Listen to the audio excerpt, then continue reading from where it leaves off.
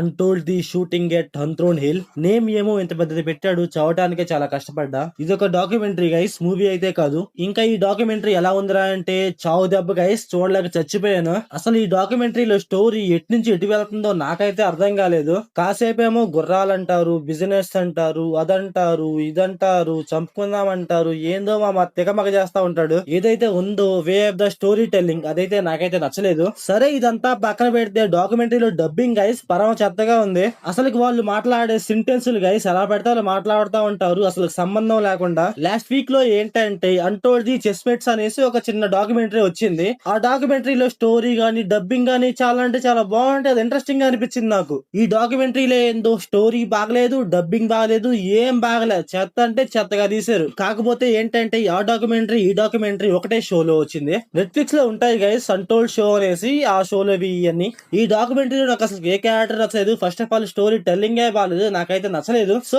Overall గా మీరు documentary చూసుకుంటే మీకు ఎలా అనిపించిందో కామెంట్ చేయండి. So thanks for watching.